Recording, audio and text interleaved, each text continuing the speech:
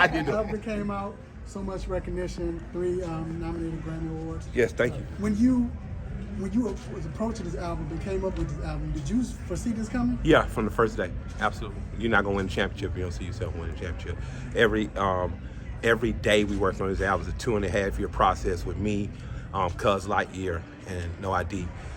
Every day of that, I would convince myself more and more that this was the best album in the year that it dropped, which was the 50th year of hip hop, and that it was Grammy worthy. So we'll see what the voters said, but we absolutely thought every single day was worthy.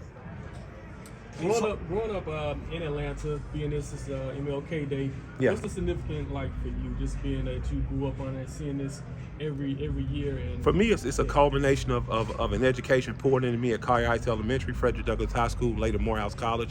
It's the common man's education that my grandfather taught me about Dr. King and his family. It is the Atlanta folklore and mythology that a black kid, with only 60 years out of segregation now, can and will accomplish anything he sets his mind to. Not that obstacles won't be in the way, but that the opportunities are infinite and the possibilities are there if one is willing to work hard. What does it mean to you to perform in your city on this day? Man, you're gonna make me show them buck to you. It's this performance is my second performance. The first one was with my group Run the Jewels. Proud day. Coming out here as a solo kid named Michael from the West Side is could be even prouder. So between this and performing for the Braves with Big Boy, I can absolutely say, man, I've lived every hometown hero story. I'm just waiting for the Falcons to call next. So Now, you mentioned the West Side. There's a lot going on in terms of housing in the West Side. Yeah. You're from there. And the conversation today from MLK, on MLK's Day, was about housing Yes. in Morgan Chase. Yep. How do we start these conversations about housing equality, housing equity, and making sure that there's more black home ownership in Atlanta? Well, shouts out to my man, Roy, who helped lead that conversation. Shouts out to John Hope Bryant, who's leading the conversation. Black man, stout businessman who's leading the conversation about helping black people get financially literate, get their credit scores up so that home ownership grows. We know when home ownership grows, we know that the quality of education grows. I'm product of that from the Collier Heights Elementary School, from the Collier Heights community. We know that when blacks are financially literate and when given opportunities, they're not redlined, they create sustainable neighborhoods, that create people that reinvest. If you did not have the Cedar Grove community, the Collier Heights community, would you have a TI? Well, what's the significance of having a TI? TI just built 143 affordable housing units right down the West Side, right where he used to trap and sell at.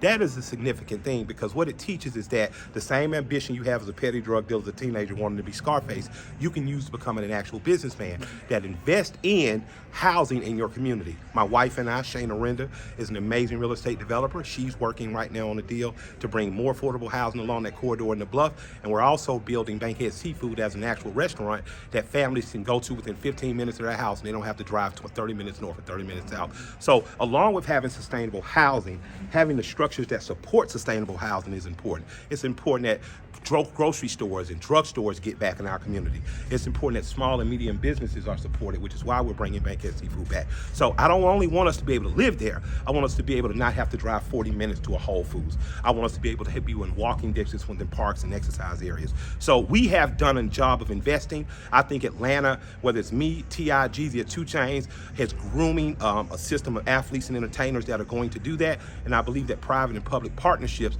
can help that grow. So I want black people like at the Rice Center and what they're doing, what the Russell family is doing to become more financially literate, to be lined up for the next 20, 30 years of jobs in tech and outside. I'd like to see the West Side remain, if not all, a predominantly black enclave because we know that it helps economics in our community. We know that it helps politicians get elected. We know that it helps this state be a more progressive state. Mike, you also mentioned voting.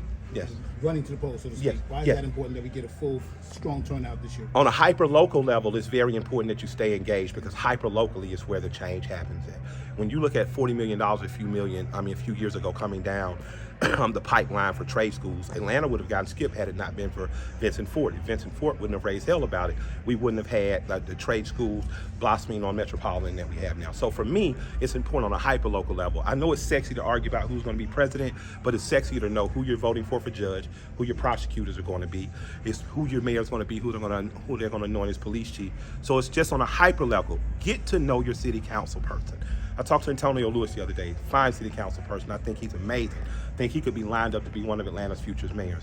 Told him I didn't want to see him doing bills with Pooh Shiesty mask, but I thought he had an excellent bill that would have given black Atlantans, or Atlantans period, essentially gun locking mechanisms in their cars so kids breaking into cars wouldn't have firearms. I thought that was excellent. The city should have gotten behind that.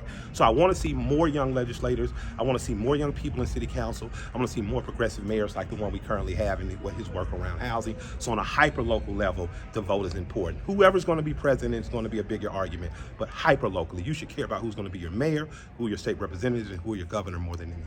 Mike, you were talking about like the expansion of the exposure for young black kids and career choices. What did that mean to you to have scientists and engineers be so successful commercially and opening up with that today? Well, man, it's been huge. I mean, thank Dre and Future just for doing the record. Thank Atlanta for cornerstoning Michael as an album this year and allowing it to be called Album of the Year on so many lists and coming home with that Grammy as the goal. It means a lot to me because I grew up in a black neighborhood that was totally black. The only time I saw white people were on PBS. Thank God for Fred Rogers and Bob Ross, right? But I had such a plethora. We had black Muslims, we had black Catholics, we had black scientists and engineers, we had black working class folks that were nurses and dump truck drivers like my grandparents. So it showed me that every opportunity was available that I chose and that I worked at. My grandmother sent me out with every tradesman you could. The carpenter, the electrician, the car and body guy, they all came back and said the same thing. Immensely talented kid, smart as a whip, ain't gonna do nothing with his hands, Betty. So you better hope he's smart enough to get a good job. Luckily, I get to sing and dance for you guys, but I want Atlanta to remain a place of infinite possibilities for all children, but especially for black children. Mike, you mentioned several times about your recent album and how important bringing home a Grammy would be, not only for yourself but for Atlanta. Yes. Can you elaborate on that a little bit more for me? Me bringing home a Grammy for Atlanta would be equivalent to the Braves bringing home another championship, the Hawks bringing home their first, and the Falcons bringing home their first. I'm a product of this city. And I mean a product of the city in every way. I don't care if you're talking about Bob Horner, Chipper Jones, Steve Barkowski, Billy White Shoes Johnson. I'm a product of Dominique Wilkins, Doc Rivers. I'm a product of Deion Sanders. I'm a product of every sports player that's poured into the youth. I'm a product of what Ted Turner did and giving free Braves tickets away for kids who read well.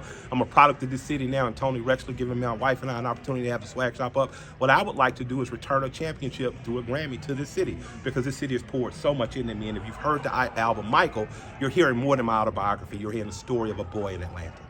What kind of impact do you think MLK has in Atlanta to the young people out there that are in the crowd watching you today? What kind of impact do you think? I think he's a measuring stick as a young person. He's a measuring stick that's an alternative narrative to what we hear. We know this country was started. But a lot of people don't know this. The first 7 years Georgia existed, there was no slavery in Georgia. Oglethorpe, founder, didn't want slavery here. There was not a believer in it. Then 7 years down the line, you see the Carolinas taking off between tobacco and cotton and other stuff. You're like, we got to get in the money game. So you start to see that slavery was an economic game. It was an economic game that robbed us of dignity, robbed us of respect, robbed us of humanity. But at the end of the day, it was about money. You then get to see, once emancipated, blacks start to make very quick strides into land ownership and into development in this. I believe that Georgia, if we're honest about our history and where we've come from, we have an opportunity in that transparency to create a type of union that understands the past and what we were, but Dr. King gives us a marker on who we can be. Whether it was the SCLC and they're partnering with other people and other leagues from other ethnicities, whether it was Andy long after he left, whether it was Hosea, whether it was Reverend James Orange, that legacy, and especially in his wife Coretta, got carried for the next 40 years. And I think that if all of us do our little bit to carry our part of King's legacy, that it will do a lot not only for this city but globally. What do you think about the Atlanta Hawks right now? As you just mentioned, of course, your right now at halftime, they're my favorite team in the world. We kicking ass. I want to see my guys run up and down that court and win championships.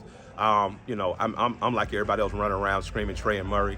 Shouts out to my man Collins. I miss him. I think that the Hawks are like Atlanta. We're friggling our way out, and I think that like Atlanta, we better learn to play some good defense against these developers and outsiders trying to change our way.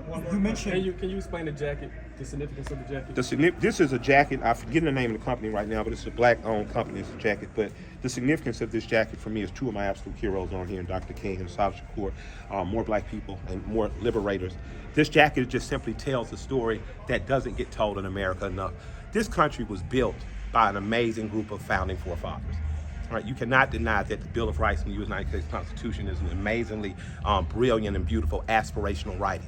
But the people who brought those aspirations to life were people like Harriet Tubman, people like Sojourner Truth, people like Frederick Douglass, people like Martin King, people like Medgar Evers, people like that, and Malcolm X. If we don't have those people that make America measure up to the measures that she set, this country never gets to be the beautiful republic that it has potential to be. So that's the significance.